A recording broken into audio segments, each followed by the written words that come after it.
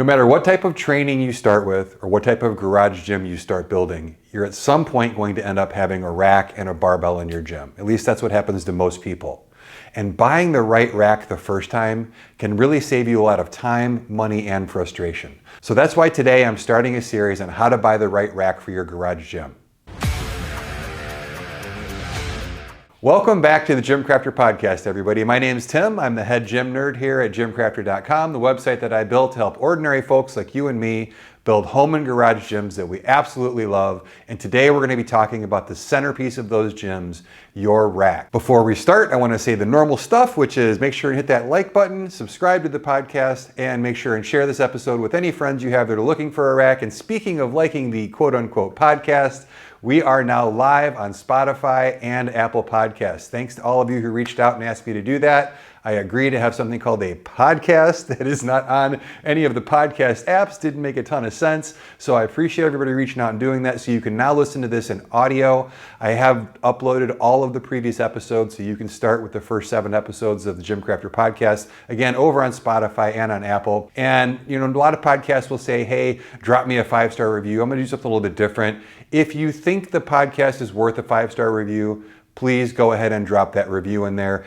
Give me the 5 stars. That helps push the podcast out to more people. If you don't think that, let me know. Tim at GymCrafter.com. What can I do better on the podcast? What can I cover? What can I do differently to help make it a 5-star experience for you? I know that it's asking a lot to ask you guys to spend 30 to 40 minutes of your time every week with me, and I want to make sure that that time is worthwhile. So pretty excited that it's there. Again, thanks to everybody who asked me to do that, and on with the show. So as usual, we're going to start with a gym update, and as you can see behind me over here, I have not gotten to closing in these shelves yet. That's because my baseboard project with the lighting hit a little bit of a hiccup. If you're not up to speed on what I'm doing with the gym, make sure you check out the GymCrafter Instagram page. I put all kinds of updates there, tutorials and things like that show you what's going on with my gym rebuild. The baseboard lighting ran into a little bit of a hiccup. It works great. I'm done installing everything I thought I was going to. However, I did run into a little bit of a thing where it doesn't look in real life like it did in my head. So I've got to do a couple of tweaks to it. Once those tweaks are done, I'll go ahead and post the final pictures of that and a little video for you.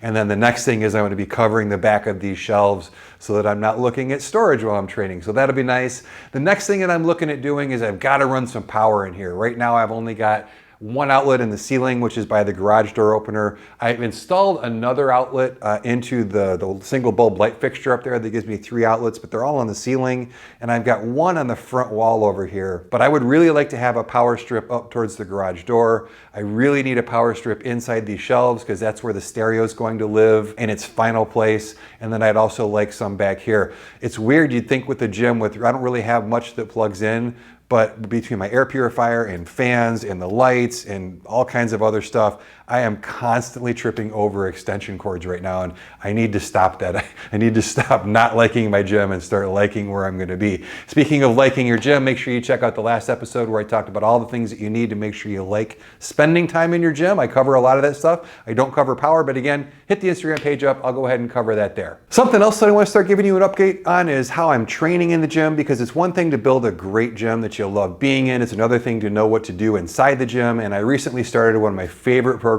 of all time. It's Dr. John Russin's Functional Power Training. This will be the 3rd time that I'm running through that program. Every time I run it, I forget how good his programs are.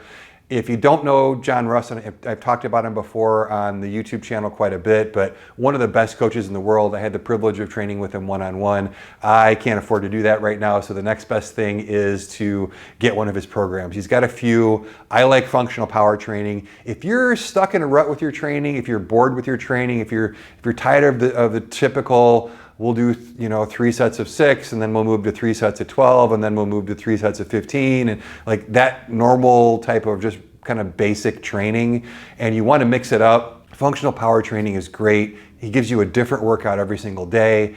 I will tell you that it is going to make you push yourself really hard. You do need a pretty full setup in your gym to complete the program. You are going to need what we talk about today, which is a rack and barbells and dumbbells, and it'd be great if you had a lat pull down and a row and a GHD and all that stuff. So if you've got all that stuff and you've got a complete gym and you're looking for a program, I can't recommend this enough. I'll put a link in the description below. For those of you just listening, it's just, you'll go to Dr. John Russin's website. You can Google him, he'll come up right away, and you'll see where to get those programs. I'm not affiliated in any way, but I highly, highly recommend these programs. And just as a final note on that, you are gonna wanna be able to spend 4 to 6 days a week.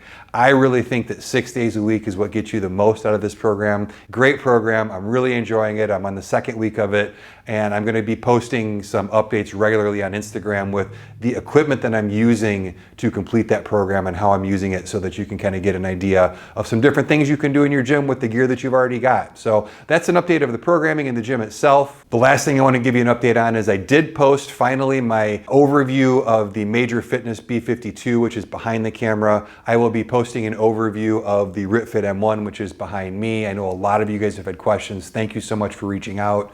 The biggest difference between the two, I've had a lot of people ask me which of the two is better. If you're buying a Smith machine for Smith machine purpose, the RitFit's a better option. I know I've said that before, but if you look at the Major Fitness video that I posted, what you'll see is that the bars that the Smith machine rides on are actually hollow. So if you get more than about 70 pounds, it causes those bars to flex under the weight, whereas the RitFit uses really heavy duty solid bars, so there's no flex. So what happens on the Major Fitness is anytime you reach the bottom or the top of a lift, the whole thing kind of just wobbles. It feels really wonky, whereas the RitFit is super stable. The Major is a 2x3 rack. It weighs over 400 pounds assembled, which is a little bit more heavy duty than the RitFit. But for a 2x2 14 gauge rack, it's fairly stable, and for the price, it's a pretty good deal. So check out that video on the Major Fitness piece. Look for the video probably at the end of this week on the RitFit piece, so you can kind of get a comparison. And then I will do a straight up comparison head to head. In typical GymCrafter fashion, it'll probably be a little bit long and detailed, but I've had a lot of people ask me detailed questions. So that's what we're gonna do with that. So that's the gym update, that's the programming update, that's the update of this gear that I'm evaluating right now. Let's get into the meat of today's episode, which is getting yourself a nice rack, which everybody wants to do, right? So let's take a look at today. What we're gonna do is, this is the first episode in talking about the racks. And I thought a good place to start would be number one, today is gonna just deal with all the different formats and types of rack that you can get. There's a surprising number of them, and I see a lot of people, they're either trying to live on a budget, or they're used to what their high school football coach taught them, or any number of things, and they don't look at all the options and don't realize the benefits of some of them and the drawbacks of some of them. So we're just gonna go over the pros and cons of different types of racks, but I think it's important to start with the 3 reasons that you want a rack in the first place. Like, what does a rack do for you? I have a lot of people walk in here and they see the racks and they're like, oh my gosh, that's a lot, right? And back in the day, if you would go to a health club, are they called health clubs still? I don't know. But if you went to, let me get really old. If you go to a Bally's health club, if you go to a Crunch Fitness, or you go someplace like that, what you'll find, even today, as popular as CrossFit has made training with a barbell, usually the racks are off in a corner, they're covered in dust. People are kind of afraid of them, and I think part of it is they don't know everything that they're for. And when it comes to building a home gym, a lot of people come to me and they go, hey, how do I get this machine or that machine? And I think that falls in the same reasoning why. So let's look at why you would actually want a rack in the first place. Number one, a rack gets your barbell in the correct position to lift. It's really hard to do a bench press. It's really hard to do a barbell back squat if you don't have the bar starting in the right position, right? So that's pretty straightforward, and that's really why racks and different ways to hold barbells came about. The second thing that you want a rack for is you want it to provide you, or hopefully it'll provide you, some type of safety. Whether it's the safeties inside of a full cage, or whether it's the safety arms on front of a half rack, regardless of what it is, a lot of racks, not all of them, but a lot of racks provide you a much safer way to lift at home. So when you're building a garage gym where you're lifting by yourself, having something that provides that extra layer of safety, and we're going to touch on that in a few different types of racks today, is really, really important. The third major reason people get a rack is to attach stuff, right? We talked about having a lat pull down, or having a row, or having dip bars, or any number of Smith machines. The rack serves as the functional foundation for all of those things. And some racks have a lot of stuff you can add to them, and some racks don't have a lot of stuff that you can add to them. So based on how you see yourself training now or down the road, it's going to be important to know not only can you get your bar in the right place and can you be safe, but is the rack going to be able to grow with you down the road as your training progresses and as you decide to try new things? So that's the 3 reasons why you might want a rack. There's lots of other ones. As we go through this episode today, this episode really is for folks who are building a garage gym for the first time, or people who are maybe upgrading. Maybe they got something like an all-in-one functional rack like this and they're like, hey, I'd like to kind of step up to something a little bit nicer. And also for folks who are more experienced and you've already gone through this process, make sure and check me, guys. You know, if I miss something, if I get something wrong, or if you think of something else that's going to be helpful to those 2 groups of people, drop it in the comments below. As usual, I'll pin a comment with all the most helpful stuff so that as people use these podcasts and these videos for help building a home gym, they've got a comment to look at that adds some supplemental information, because as I've said many times before, and I'll say many times again, the collective knowledge of all of you guys is way more than I will ever know. So I appreciate that. So let's get on to the different types of rack. And we are gonna start with something that's near and dear to my heart. When I was 13, which was 40 years ago now, I can't believe it, for Christmas, I got a weight set and a bench from Sears. And the bench was basically just an adjustable bench. It had 2 posts on the back, had these little, I wouldn't even call them J-cups, they're just little kind of U-shaped pieces of metal. The barbell racked there. There were no safeties. There was no ability to change the height on anything. The 2 posts were really narrow together, so loading the bar was tough. Vintage Weights, a great YouTube channel. I'll put a graphic below. But Vintage Weights is a really cool YouTube channel. They just reviewed a bench similar to this. If you want to see what I'm talking about, go check that out. It was really cool. It brought back a lot of memories. But that's called a bench rack. And I'm sure a lot of you guys, when you were younger, either had something like that or your parents had something like that. And it's literally just a bench with the 2 posts that hold the barbell. Now those have grown over time. If you buy a bench rack now, a lot of times they have at least added adjustable safeties. It's typically 2 bars that you can raise and lower that are beside you, because you don't want to die at home under a barbell by yourself, right? And we've all seen those YouTube videos. If you haven't, just Google it. You'll see what I'm talking about. There's always some not smart person getting stuck under a barbell that's way too heavy for them to bench press. And if you don't know how to get out from underneath that, you're going to have a bad day. So bench racks, the pros of a bench rack. A lot of people, that's what they do. They're going to bench, they're going to curl, they're going to maybe do some rows, they're going to maybe do some dumbbell overhead pressing. So when they go to buy something for their home gym, especially when they're first starting out, these are very inexpensive. With the safeties, they can definitely keep you safe. And that's all people know, because like we talked about the programming at the beginning, if you were to do that program, you'd go, oh my gosh, there's so much you can do in a gym. But for a lot of people, they're going to come in a couple times a week, they're going to bench press, they're going to curl, they're not going to squat, they're probably not going to deadlift. I know a lot of people like this, and a lot of folks have these bench racks. So if that's you and you honestly look at yourself and go, look, I'm not trying to build a home gym, I'm not trying to build a whole space in my house, at least not yet. And I just literally, I want to kind of get back in shape a little bit, and I want to do a little bit of benching, and I want to do a little bit of curls here and there, then a bench rack is a good solution for you. They're going to be inexpensive, they're going to be small, they're not going to take up a ton of space.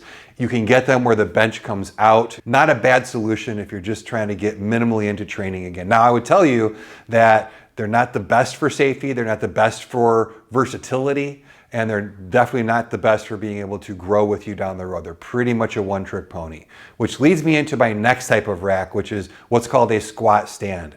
This is another one where people decide, hey, all right, I get it. We can't skip leg day anymore, right? So I'm gonna start squatting, but I don't want to spend a ton of money on a rack. And you'll see squat stands on Amazon for as little as 30 bucks a pair. I don't recommend that you buy those, but what they are is they're just basically 2 poles, and they've got the little U-shaped piece of metal on the top that you can put your bar on top of. Now, the interesting thing about squat stands is that this is what's used for professional powerlifting meets, where you'll see the guys trying to squat hundreds and hundreds and hundreds of pounds. So it's not like this is a beginner thing or something that people don't use, but what I would tell you is that when you watch those meets, there's like 5 guys spotting.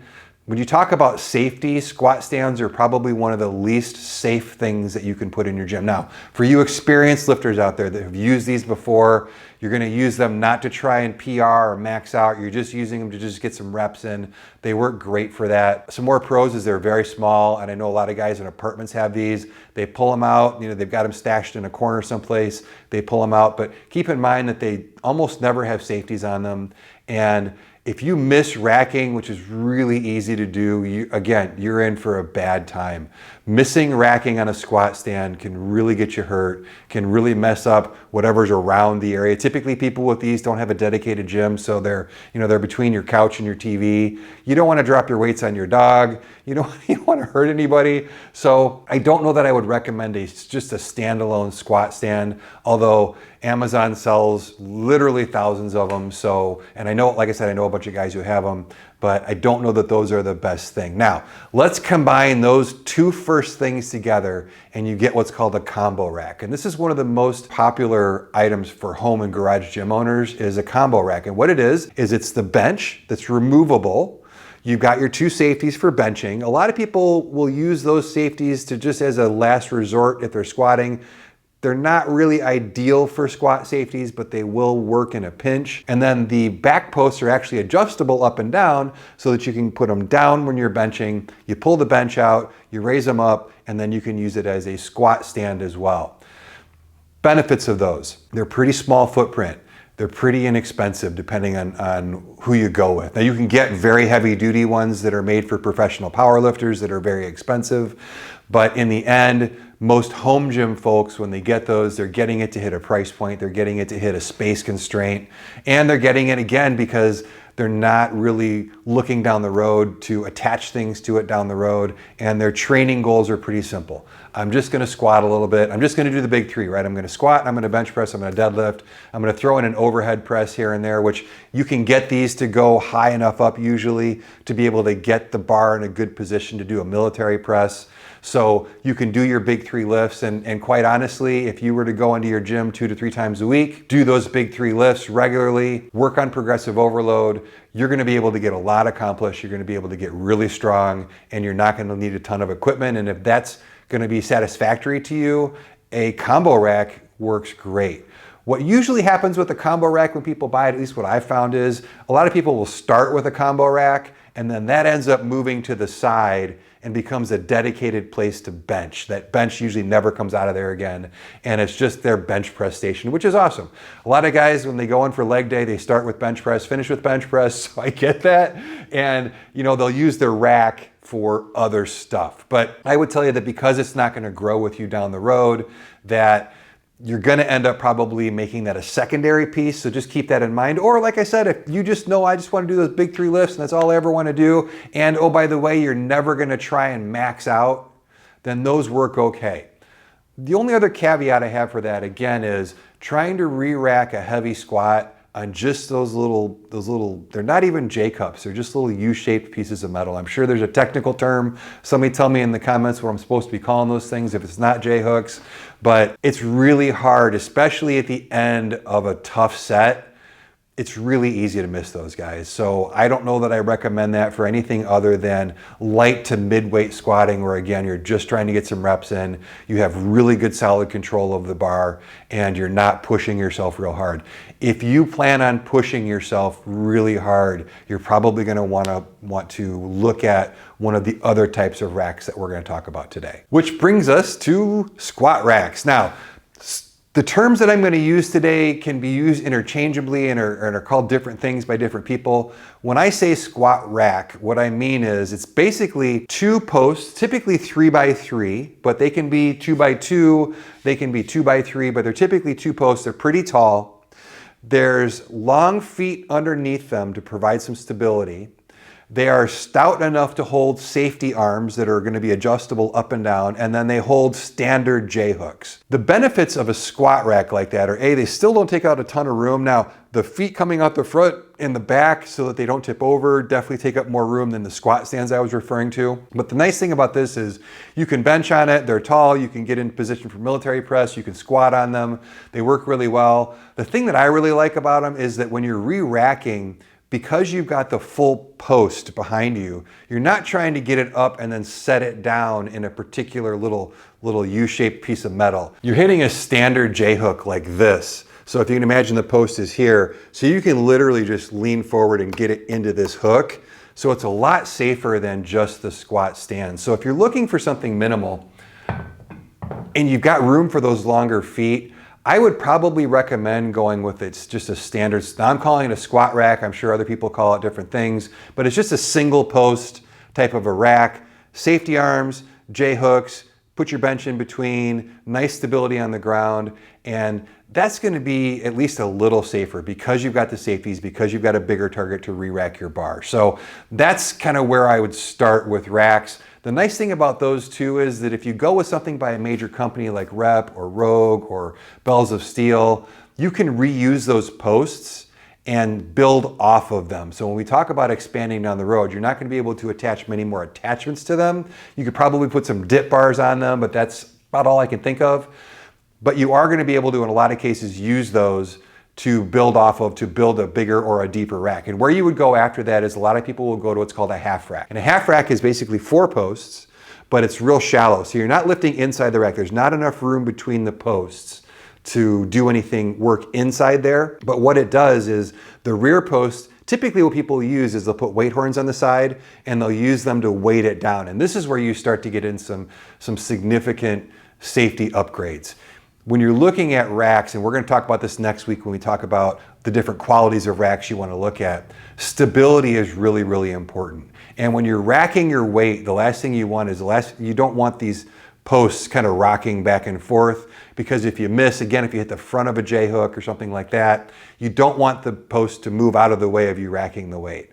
So by having the half rack with the weights on the back, and the standard squat rack, you can oftentimes put the weights on the feet, but having the half rack with the weights on the back and just having more weight overall gives you a lot more stability. You also now have the ability to add some things like a lat pull down, like a weight stack. The Rep Fitness, I believe it's called an Athena, allows you to do a really shallow half rack so that you're still not taking up a ton of space. You've added a ton of stability, you've added a ton of functionality, you've added the ability to do rows, to put a cable system on it, to do pull-ups on it and have them be stable, to have much more stout safeties coming off the front, to have more room inside the rack to work. There's a lot of nice things about a half rack. And for most folks that I help build home gyms, the half rack is where I start. We go over the other types, and depending on their training goals, they may end up with one of those. But what I would recommend is if you're building a gym fresh or if you're upgrading, you want to at least have a half rack. And the half rack, like I said, it allows you to do a lot. A really great example of a fantastic half rack right now is by Fringe Sport. They have a product called the Dane, which has two 280-pound cable, I think 200 or 180-pound, two pretty sizable cable stacks integrated into the back. They're selectorized so that you don't have to load plates on them. Nice big heavy duty safeties off the front. It's just a really nice kind of low space, kind of a space saving option for you. And that's one of the pros of a half rack, is that they just don't take up as much room, but they still give you a lot of the functionality of a full rack, which is what we're going to talk about next. So the next step after a half rack is a full rack. And all a full rack is that you're taking the 4 posts, and instead of having no room to work between the posts, you're pulling it out to either 24, 30, or 36 inches usually, and it gives you room to work inside the rack. If you have room for this is where you want to go. If you were to look at all of the home gym YouTubers out there, regardless of where we all started, and we all started in different places, right? Some of us started with I started with a bench. I started with a single kettlebell, but I started with a bench and some dumbbells. Other people start with just a squat stand. Other people start with a 2x2, half rack. If you look at all of our channels now, unless we're testing something like this, most people have graduated to a 3x3, 4-post, full, and it's typically called a power rack or a power cage. The benefits to this is the most stable. If you get a nice one, they're not going to wobble around. They're not going to move when you try and re-rack your weight. They're going to provide you the most ability to attach things to them. There's very few things you won't be able to do once you get to that 3x3 4-post full cage or full rack.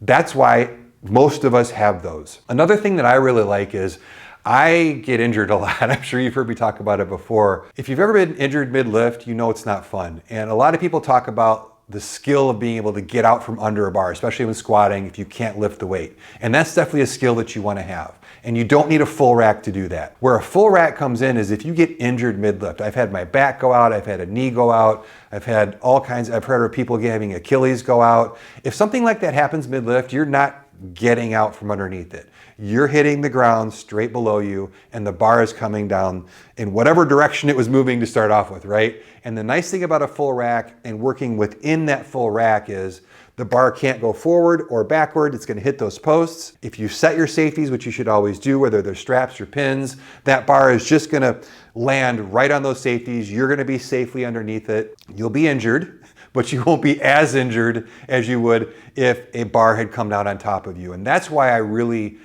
strongly recommend that if you're starting a gym or if you're upgrading and you have room for it in the budget and in space, that you go with something that's just a 4-post rack that you can work inside. Now the rack behind me has some depth to it, but because that depth is taken up by a Smith machine and a pulley system, you have to actually train on the front of it like you would for a half rack. And personally, I don't like doing that. Because I've been injured lifting before, I really prefer to work inside of a full cage. So I can't wait to get done reviewing these things so that I can go back to having a full cage. I go back and forth between a half rack and a full. I'll probably do that a bunch of times before I buy one.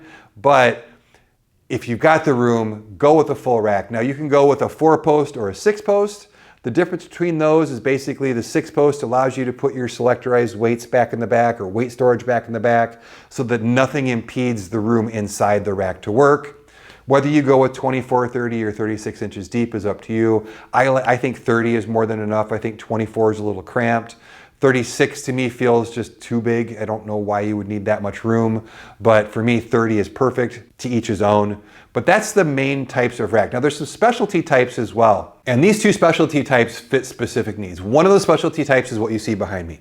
It's a multi-function rack. I didn't realize until I started looking for alternatives to these that are maybe a little nicer and a little bit of a step up, how popular this type of a rack was. Because I'm a traditional 4-post rack and barbell guy, I never really looked too much in. So I've been talking to some companies and I didn't realize that racks like this outsell traditional racks about 10 to 1 in a lot of companies. And the reason for that is a lot of folks, they just want to buy one thing, right? They don't want to pick out a rack and the attachments to grow and what type of safety and what type of J-hook. A lot of people's eyes glaze over. For me, I love doing that stuff. It's really fun for me. For a lot of people, it's not really fun. So they just want to go to a company and go, give me the X model 10 and it has the Smith machine and it has the pulleys and it has the lat row, or not the lat row, it has the lat pull down and the low row, and it's got everything I need, and they can train with the barbell, and they buy one thing and they put it in their home and they love it, right? So there's definitely a place for these. I would probably tell you that if you're looking at something like that, budget $2,000 or more. The nice ones are going to run you between $4,000 and $6,000 typically, but that's where you're going to fall in the budget. Can you get some for less? Like this guy, I think is $11.99 or $12.99. The Major Fitness is $13.99 or $14.99 depending on when you buy it. Yeah, you can save some money like that. I would tell you that if you're going to try and go on a budget and you can't go to the $2,000 price point or more, that maybe all-in-one functional racks aren't necessarily the right choice for you, but that's going to be up to your needs and your training needs, and watch the reviews I put out of these to see if these are right for you. But that's another type of rack where you just kind of get one thing. It's already got all the attachments. It's already got all the add-ons. It's going to grow with you a long way down the road. And like I said, I didn't realize until recently just how popular they are. And the reason that they're popular is they're quick, they're safe, they have everything on there. They usually even come with a chart on the back. Like this RitFit comes with a wall poster that shows you exactly how to do all of the exercises. There's no questions. There's no concerns about a learning curve. And a lot of people really like that. People with families really like these because their spouse can come out, their kids can come out, and anybody can use it. They know it's relatively safe. They're not going to get hurt on the pulley system usually. The Smith machine is typically a pretty safe way to learn to lift with the barbell. No, it's not the ideal bar path for all lifts, but it is something that's going to suit a lot of people with families especially, or people with just busy schedules who don't have time to grab a bar off the wall or to even pick out which barbell they want in the first place, right? So these multifunction racks do definitely serve a purpose, and there's a lot of folks out there who really like them. So just because I end up talking about standard racks more often than anything else, don't let that dissuade you from looking at a multifunction rack. The last specialty rack I want to touch on is a folding rack. There's two types of folding racks. There's typically one by a company called PRX, made this popular. They're not necessarily in the best good graces of the home gym community right now, but that may change, we'll see. But their rack, it folds down off of the wall. So it pushes up. They were on Shark Tank, you might have seen them there. Pushes up out of the way, and then when you want to use it, it comes down on some really nice hinges. Very nice racks. The quality of their stuff is fantastic. I do like their products quite a bit. The other type is, because I believe PRX has a patent on that type of rack, the other ones are ones that fold sideways. So they're either going to have the two sides of the rack that come off the wall and collapse in on each other, or sometimes they both fold the same way along the wall. But in any case, a folding rack is a rack that you're going to be able to push all the way flat up against the wall when you're not using it. Here's what I would tell you about a folding rack. Depending on why you buy your folding rack, you may be wasting your money. And what I mean by that is, for folks who buy a folding rack because they want to also use their garage to put their car in, they'll use the folding portion of it.